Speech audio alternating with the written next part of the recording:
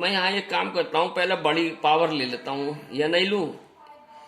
है, चलो नहीं लेता। ये जीरो हो गया, -276 और +24x। बोलो भाई बच्चों, क्लियर है?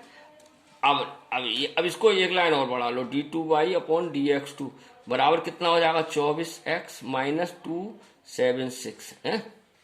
ये ध्यान अब निकाल लो, for value of maximum and minimum. ठीक है, तो क्या रखेंगे? dy/dx बराबर 0। तो dy/dx कहाँ है ये आपका? तो मैं ये इसे पहले 12x² लिख लो, -276x लिख लो, +1080 लिख लो, बराबर 0। ठीक है, अब 12 से कट रहे हैं सब। 12 दूनी 24 और 3 ये कट गया, 12 कट गया। तो 12 से सब काट दो, भाग दे दो। x², 12 देखो, 12 से मैं भाग दे रहा हूँ डायरेक्ट, या 12 कॉमन ले लो, चलो फिर 0 हो जाएगा उधर जाके। -12 दूनी 24 बचे 3, 12 3 36 +12 9 108 बराबर 0। ये तो 0 हो जाएगा उधर जाके।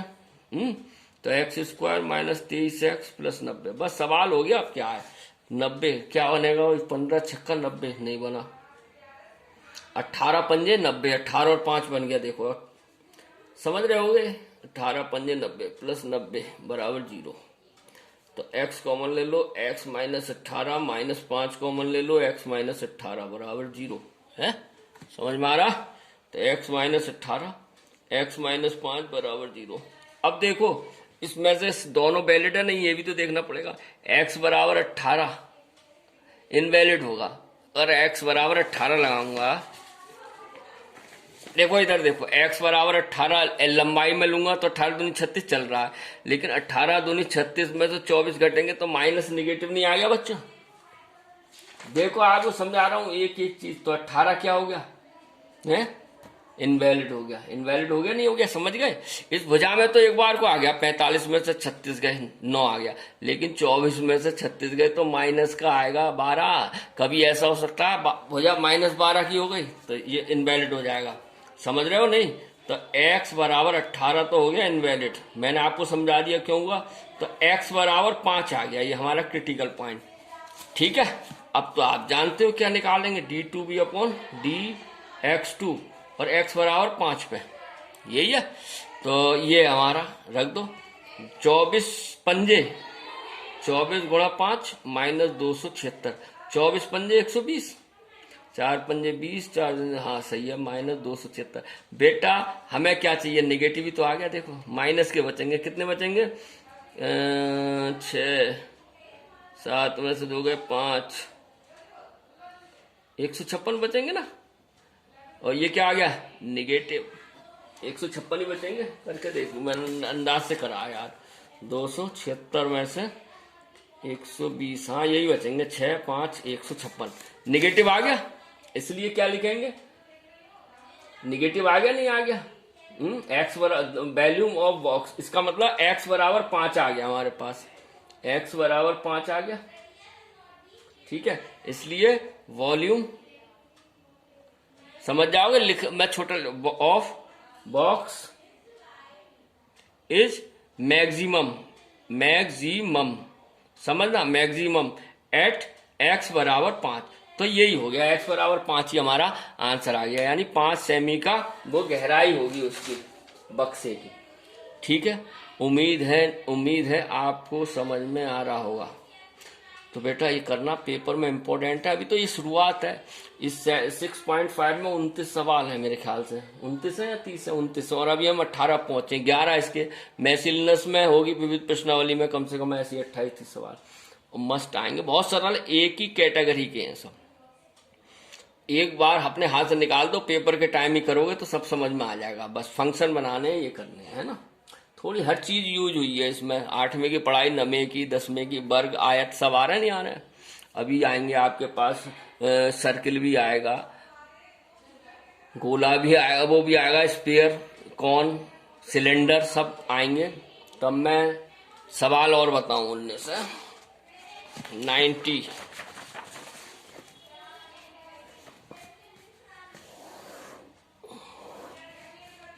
आज थोड़ा मौका है तो मैं कर देता हूं आज। Show that of all the rectangular. ओहो, अब क्या कह रहा है ये? Show that of all the rectangles inscribed in a given fixed circle the square has the maximum area. यानी ये कह रहा है एक सर्किल है, सिद्ध कीजिए कि एक बिंदु वृत्त के अंतर्गत सभी आयतों में वर्ग का क्षेत्रफल उच्चतम है। सिद्ध कीजिए कि एक दिए गए वृत्त के अंतर्गत एक वृत्त है, देखो चित्र बनाने के लिए इसे देखो, एक वृत्त है और वृत्त के अंतर्गत एक आयत है। बना लो भैया आयत है, बिल्कुल इंस्क्राइब मतलब हर कोने पे अंतर्गत, ये बन गया आयत है। ठीक है, अब क्या कह रहा है? हमें क्या सिद्ध करना है? आयतों में ये वर्ग हो जाएगा, हमें सिद्ध करना है ये आयत क्या है? वर्ग है, स्क्वायर, और इसका क्षेत्रफल उच्चतम है, यानी माइनस में आएगा, ये समझना। ठीक है, अब आपको इसको करना है, इसका नाम रख दो ABCD आयत है ये।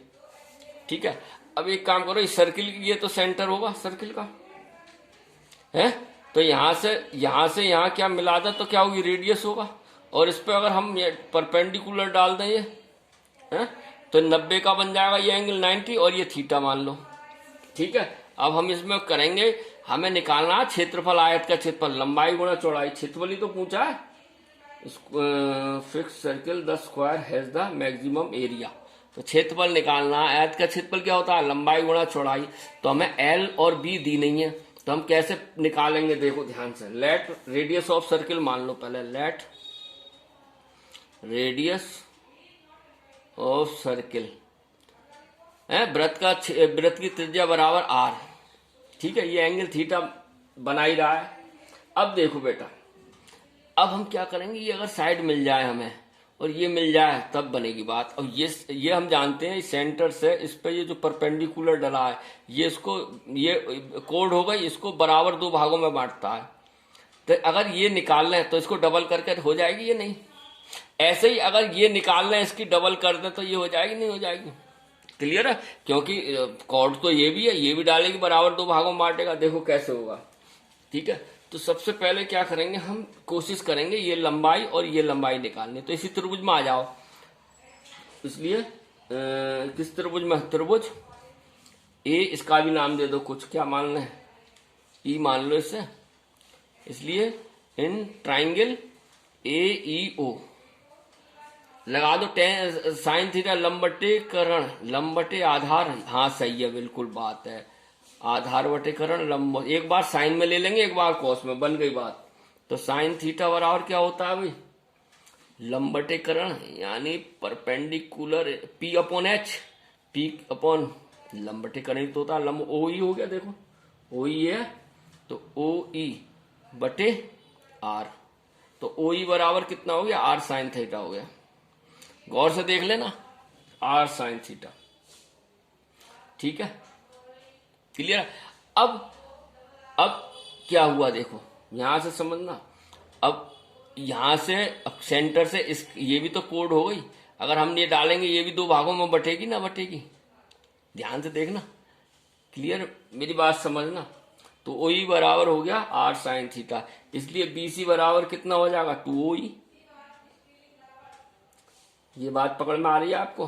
क्योंकि BC बराबर कितना हो जाएगा? 2OE, 2 बराबर 2OE, 2OE। अरे ये डालेंगे, ये भी तो इसी के बराबर होगी। जब ये हो गई OE और यहां से लंबा आधी आधी करेगी तो OE बराबर 2BC, BC बराबर 2OE, तो BC बराबर हो गया 2R साइन थीटा। गौर से देखो, 2R साइन थीटा। अब हम निकालेंगे ये वाली साइड, तो निकाल लो इसी त्रिभुज में, इन ट्राइंगल AEO। अब निकाल लो कॉस थीटा बराबर क्या होता है? बेस इंटू बेस कितना हो गया? यही, चलो लिख देता हूं, बेस इंटू OA, यही तो हो गया। देखो तो कॉस थीटा बराबर AE कितना हो गया? AE हमारा मालूम नहीं है, और AO कितना हो गया? R। तो AE बराबर कितना हो गया? R cos theta. ठीक है, अब हमें निकालना क्या है? AB। तो AB बराबर कितना हो जाएगा? AB बराबर 2R cos थीटा नहीं हो जाएगा? ऊपर किया है वैसे ही, समझ लेना। क्लियर है? अब आपको क्या है, दोनों भुजाएं आ गई, अब क्षेत्रफल निकाल दो। ठीक है, समझ में आया। इसलिए लेट एरिया ऑफ रेक्टेंगल कितना मान लो भाई, एरिया को कैपिटल ए से मान लो, तो ए बराबर कितना होता है, एल इंटू बी। समझना, अब तो हो गया काम। तो ए बराबर एल कितना है, लंबाई मान लो कोई सी भी, एक हो गया 2r sine theta into 2r cos theta. अब ध्यान से समझना बेटा, तो ए बराबर हो गया 4r square sine theta cos theta. ठीक है, इसको 2 साइन थीटा कर सकते हैं, ऐसे ही कर। अब इसके कर, अब बना लो भाई इसको, अब बड़े ध्यान से करना बच्चों। तो ये हो जाएगा, 2 निकाल दो, तो ए बराबर हो जाएगा 2r स्क्वायर साइन 2 थीटा, नहीं हो जाएगा? अरे 2 sine theta cos theta sine 2 theta और 2r 4 यहां से कर लिया। अब करो यहां से वही D A upon D R. अब डी आर के सापेक्ष करेंगे, डी आर के सापेक्ष कर लो, डी थीटा के सापेक्ष करो भाई, एंगल के सापेक्ष इसे डी थीटा। तो कितना आ जाएगा, 2r स्क्वायर साइन थीटा का होता है कॉस थीटा, 2 कॉस 2 थीटा। ध्यान से देखो, ठीक है, यानी कि D A upon D theta बराबर आ जाएगा 4r स्क्वायर कॉस 2 थीटा। अब फिर से कर दो, D 2a upon D theta 2 बराबर 4। अब यहां से आ जाएगा 2 आएगा, 2 8r स्क्वायर माइनस आ जाएगा साइन 2 थीटा, कॉस थीटा का माइनस होता है। ठीक है भाई, अब आप वैसे ही कर लो, क्या करेंगे, 4 आ रहा है यहां तक, for maximum and minimum value क्या हो जाएगा, D A upon D theta बराबर 0। अब मैं यहां करता हूं, D A upon D theta हमारा आया कितना था, हमारा आया था बच्चों 4r स्क्वायर कॉस 2 थीटा बराबर 0। अभी किया हमने, तो कॉस 2 थीटा बराबर हो गया 0। ठीक है, 0 किसका मान होता है, पाई। तो यानी कॉस 2 थीटा बराबर कॉस पाई बाई 2, 90 का ही तो होता है 0, तो 2 थीटा बराबर पाई बाई 2, थीटा बराबर पाई बाई 4। चेक करो, थीटा बराबर पाई बाई 4, इसलिए D 2b upon D theta 2 और थीटा बराबर पाई बाई 4 पर निकाल दो। क्या आ जाएगा हमारे पास, ये था बच्चों, माइनस तो था ये, माइनस 8r स्क्वायर और साइन 2 और थीटा कितना, पाई बाई 4, तो बराबर माइनस 8 स्क्वायर, 2 से 2 कट गया, 2 दूनी 4 साइन पाई बाई 2 हो गया, पाई बाई 2 का मान होता है 90, माइनस 8r स्क्वायर हो गया, जो क्या है, निगेटिव है नहीं है, निगेटिव है नहीं है। ठीक है, इसलिए वॉल्यूम ऑफ मैक्सिमम है, इसलिए volume of maximum at theta बराबर पाई बाई 4, यही हमारा आंसर हो गया। अब बात, इसे स्क्वायर भी तो बनाना है हमें। अभी एक काम तो हो गया, यानी कि इसका वॉल्यूम मैक्सिमम आ गया। अब इसने एक चीज हो रही थी, ये आयत क्या है, ये आयत स्क्वायर बनेगा। तो ऐसे करते हैं, एक भुजा ले लो कोई, भुजा क्या, ए बी बराबर, इसलिए ध्यान से देखना, ए बी बराबर क्या था, 2r cos theta, 2r cos theta, यही था, थीटा का मान रख दो, ए बी बराबर 2r cos theta cos pi by 4, और ए बी बराबर 2r कॉस थीटा का मान कितना होता है, 1/, अंडर रूट दो, करने की जरूरत नहीं है, यहीं रख दो। समझ में आ गया, या ए बी बराबर हो गया अंडर रूट 2r, तो ए बी ये आ गया। अब क्या निकाल लो, बीसी, बीसी दूसरा मान निकाल दो, बीसी बराबर कहां गया, किधर गया, ये है बीसी, और बीसी बराबर क्या था, इसी प्रकार 2r साइन थीटा था नहीं से, इसमें भी रख दो, 2r साइन थीटा मान साइन पाई बाई 4, इसका भी मान क्या हो गया, बीसी बराबर 2r पाई बाई 4 का 1/, अंडर रूट 2, तो बीसी बराबर ये हो गया अंडर रूट 2r। देखो ए बी और बीसी सेम हो गई, सेम हो गई, इसलिए क्या है ये, वी ए बी बराबर बीसी हो गई, वी सी दैट हम देखते हैं कि ए बी बराबर बीसी हो गई। बस अब ये सवाल ही उतार दो। इसलिए rectangle inscribed is given fixed circle is the square has the maximum area. सवाल ही उतार दो बस, कहां से कहां तक, रेक्टेंगल स्क्राइब से उतार दो पूरा, और हिंदी में लिखना है तो हिंदी में लिख देता हूं, क्या है हिंदी में, वृत्त के अंतर्गत, इसलिए वृत्त के अंतर्गत आयतों में, वृत्त के अंतर्गत आयतों में वर्ग का क्षेत्रफल उच्चिष्ट होता है। वृत्त के अंतर्गत आयत एक वर्ग है जिसका क्षेत्रफल उच्चिष्ट है, जिसका क्षेत्रफल उच्चिष्ट है। ठीक है, और इंग्लिश वाले लिखते हैं तो ये लिख देना रेक्टेंगल, मैं वो भी लिख देता हूं, यहां पे आएगा, आ जाएगा दोनों के रेक्टेंगल्स इंस्क्राइब्ड